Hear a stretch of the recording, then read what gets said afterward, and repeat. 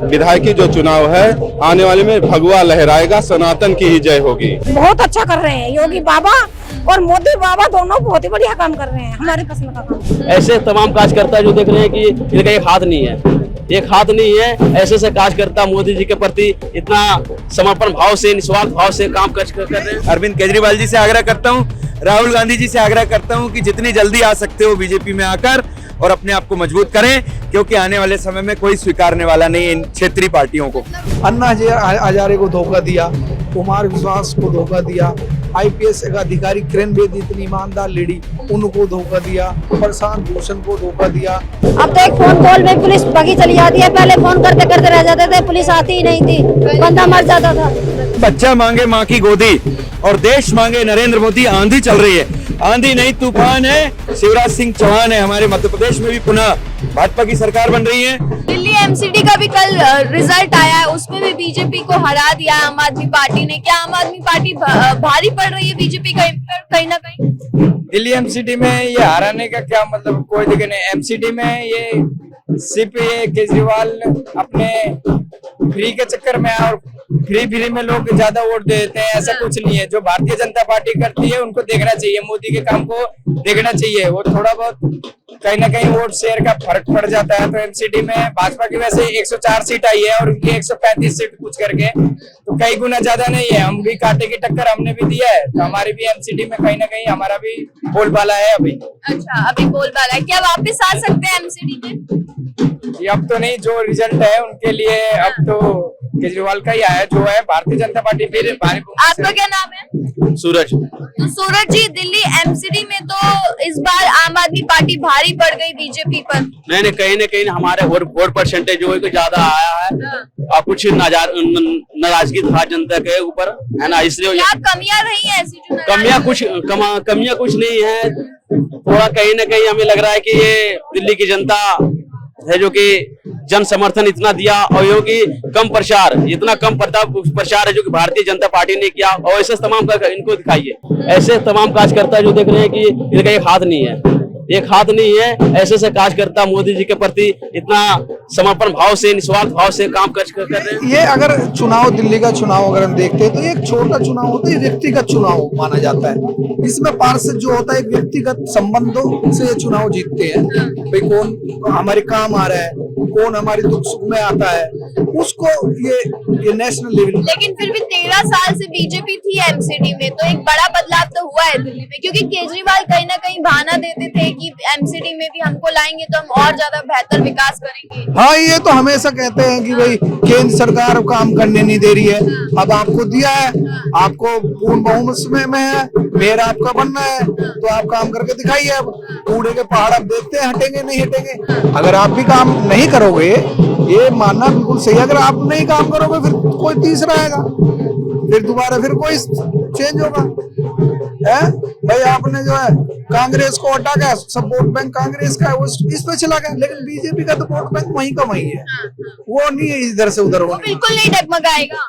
वो इसलिए नहीं डगमगाएगा क्योंकि मोदी जो है वो एक इतने वेरी वेरी गुड मैन, एक जैसे कलयुग में एक श्री राम थे ना, वो श्री राम समझो उन्हें भगवान ना हमने देखे ना किसी ने उन्हें देखे, तो इनमें ही भगवान दिखाई देते हैं। हाँ, तो इसलिए दिखाई देते हैं कि वो जिस देश का प्रधानमंत्री अपनी माँ की 100 साल की उम्र हो गई, आज भी ऐसी सेवा कर रहा है कोई, तो वो एक मैसेज आता है वर्ल्ड में, दुनिया में, पूरे भारत में एक मैसेज आता है कि देखो कि यार जो लोग अपनी माँ बाप की सेवा नहीं करते वो भी एक मैसेज आता है। तो ऐसे ऐसे मैसेज देते हैं देश को कि लोग उनसे जो नहीं जुड़ते ना वो भी जुड़ जाते हैं, वो अपने मन में बैठा लेते हैं। तो केजरीवाल जी कह रहे हैं कि जितना प्रतिशत हमें वोट मिल सकता था उससे ज्यादा मिला है, अब हम एक राष्ट्रीय पार्टी बन गए हैं। इस पर क्या विचार है?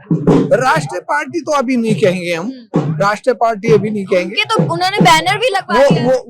वो तो कहते हैं कि मैं प्रधानमंत्री का दावेदार हूँ।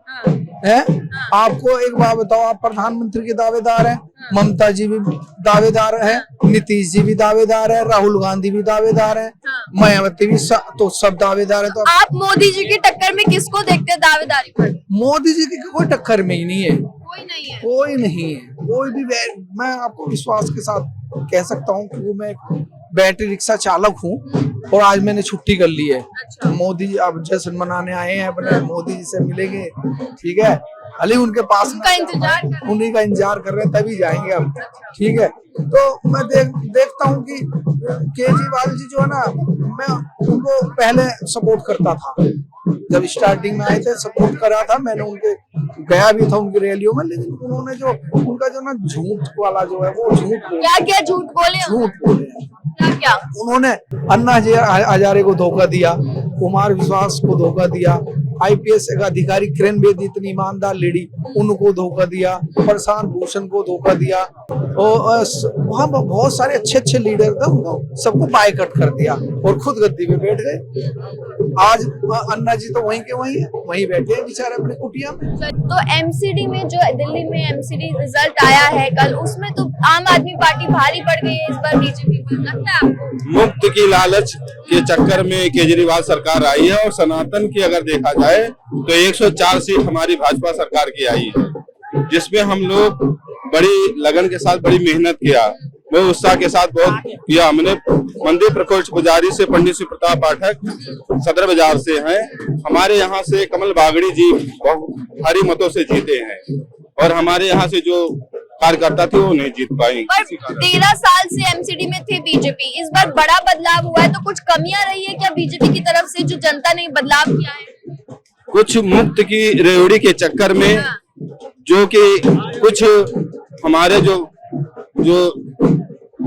जो चुनाव के जो वो थे कुछ कमियां रह गई हैं, जिस कारण से उसका सुधार किया जाएगा, और आने वाली जो विधायकी जो चुनाव है आने वाले में भगवा लहराएगा, सनातन की ही जय होगी। दिल्ली एमसीडी में तो देखा गया कि आम आदमी पार्टी इस बार हर दिल्ली है, ये तो जीत नहीं थे, और बाकी और सब मोदी जीतेगा। तो महिलाओं के लिए अभी तक बीजेपी ने क्या क्या किया, आपको पर्सनली क्या ओपिनियन? महिलाओं के लिए विधवा पेंशन बढ़ा दी, बुढ़ापे की पेंशन बढ़ा दी है ना, बुजुर्ग की, और सब कुछ अच्छा कर रहे हैं, फ्री राशन दे रहे हैं। बीजेपी जो कुछ है दरअसल में अच्छा ही कर रही है। अच्छा, तो केजरीवाल जी भी तो मुफ्त की काफी सारी चीजें दे रहे हैं, जैसे पानी, बिजली, महिलाओं के लिए उन्होंने बस पे किराया ठीक कर लिया। हम यूपी से आए हैं, तो हम यूपी के ही गाएंगे। आप यूपी से आए हैं? अच्छा, तो योगी बाबा बढ़िया काम कर रहे हैं, बहुत अच्छा कर रहे हैं योगी बाबा, और मोदी बाबा दोनों बहुत ही बढ़िया काम कर रहे हैं, हमारे पसंद का काम। मैम मेरा नाम मंजू कश्यप है, हम यूपी से आए हैं, और जो मोदी जी और योगी जी कर रहे हैं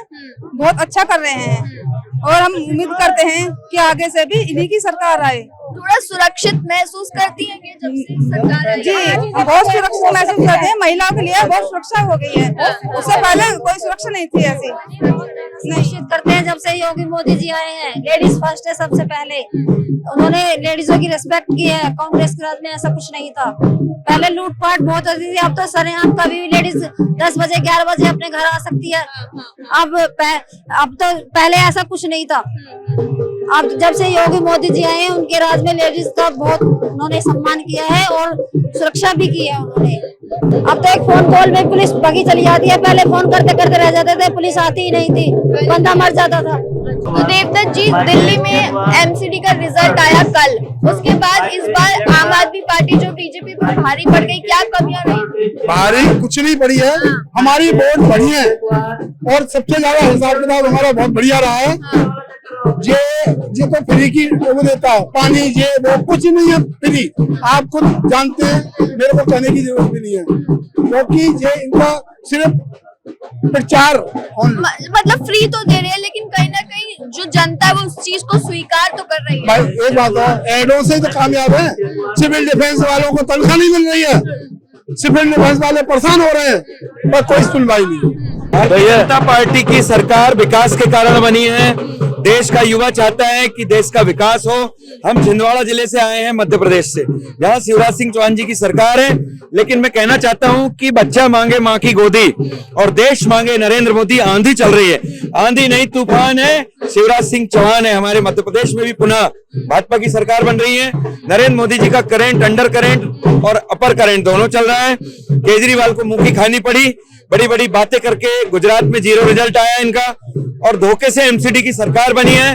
दिल्ली तो हथिया लिया, लेकिन नहीं हथिया है मैडम, धोखे से बनी है। आप देख रहे हैं कितने नजदीक है हम लोग, हिमाचल में भी। आप पत्रकार हैं, आप स्वयं देखिए इतना बड़ा जश्न मना रहा, पूरे देश के लोग यहाँ पर आए हुए हैं।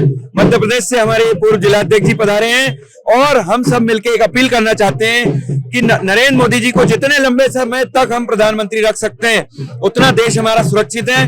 महिलाएं, आप जैसी बहनें, पत्रकार, युवा, बुजुर्ग और जितने प्रकार के गरीब हैं, मतलब उनको गरीब नहीं बोल सकते, हितग्राही हैं, उनको प्रधानमंत्री आवास देने का काम, जिनके मकान कांग्रेस ने छीन लिए थे, जिनके मकान कांग्रेस ने भ्रष्टाचार करके दिए थे, वो मकान मोदी जी ने ऑनलाइन दिया है। गरीबों की खुशियां आ गई है, उनकी आंखों में रोशनी आ गई है और वो चाहते हैं कि हर प्रकार की योजना मोदी जी तैयार करें। तीर्थ दर्शन योजना भी मोदी जी ने दी और जनधन योजना से लेकर के मोदी जी ने सिर से लेके पांव तक, शहर से लेके गांव तक जन जन की वाणी बन गए हैं मोदी जी, क्योंकि मोदी जी के अंदर एक भगवान राम जी की शक्ति है जो पूरे विश्व में भारत देश को नंबर 1 बना रही है।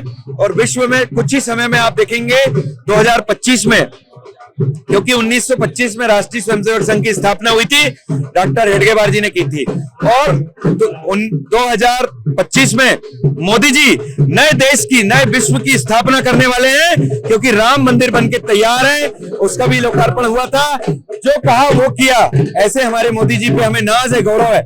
हम सब आपको धन्यवाद देते हैं, आपने हमें बोलने का मौका दिया। इस दिल्ली के साथ पूरे देशवासी आज पूरा जश्न मनाया और गुजरात में तो सरकार बननी थी, बहुत बड़ी बात नहीं है। अब तो हिमाचल में तो रह गए। थोड़े से रह गए, कोई बात नहीं, अगली बार बनेगी। लेकिन छत्तीसगढ़, मध्य प्रदेश में 2023 में सरकार बन रही है। त्रिपुरा और जहां जहां चुनाव है वहां कमल खिलेगा।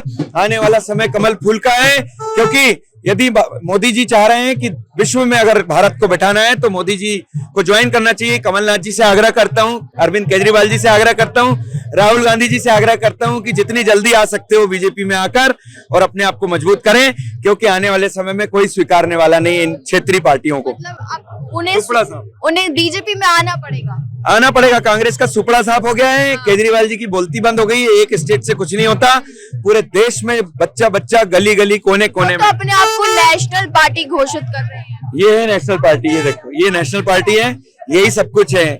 क्योंकि कहते हैं ना कि जब कष्ट हुआ था, जब गरीब के गले में पंजा गया था, पंजा जो होता है कांग्रेस का, वो गरीब का गला दबा रहा था महंगाई के लिए, तब मोदी जी आए राम बनके और उन्होंने गरीबों को स्वतंत्रता दिलाई।